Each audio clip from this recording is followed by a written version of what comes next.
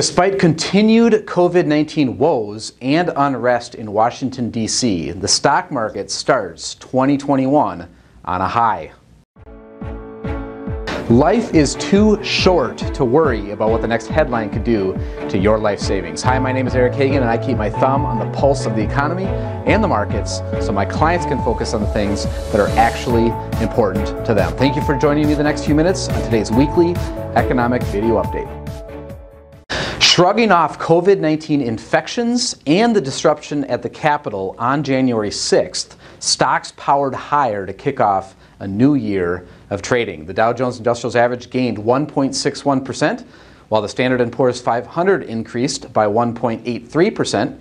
The NASDAQ Composite Index, which led throughout 2020, picked up 2.43%, and the MSCI EAFE Index, which tracks developed overseas stock markets, rose 1.45%.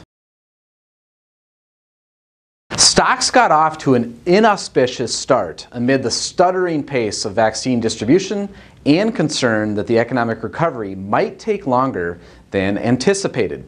Uncertainty over the looming Senate runoff election in Georgia added to the broad retreat that marked the first day of trading in 2021.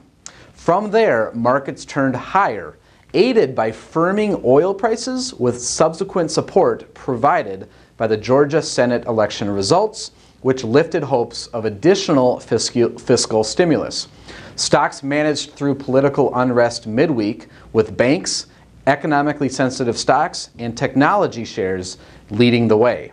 The yield on the 10-year Treasury rose above 1% for the first time since March, as investors fled bonds in anticipation of new federal borrowing. Stocks touched all-time highs on the final trading day, capping a strong week of performance. The U.S. economy lost 140,000 jobs in December, confirming fears of economic slowdown brought on by a resurgence of COVID-19 infections. Not surprisingly, it was restaurants and bars that saw the greatest job losses, with the larger hospitality sector accounting for nearly all the job losses last month.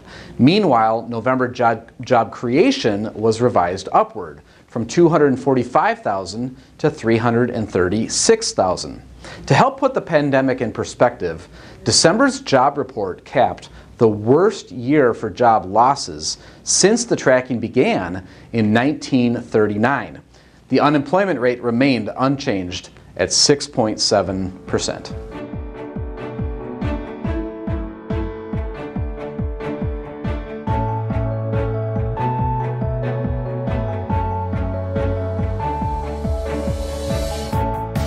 Hey, this is Eric again. That's it for today. Don't forget to subscribe before you leave. To learn how I give my clients' life savings the attention it deserves, visit me online at www.erichagan.pro. If you'd like to get financially organized, go check out nocostfinancialdashboard.com. And lastly, if you'd like to take control of your 401k at work, visit us over at 401kinvestmentpros.com. Thank you again for your time today. I'll look for you next week.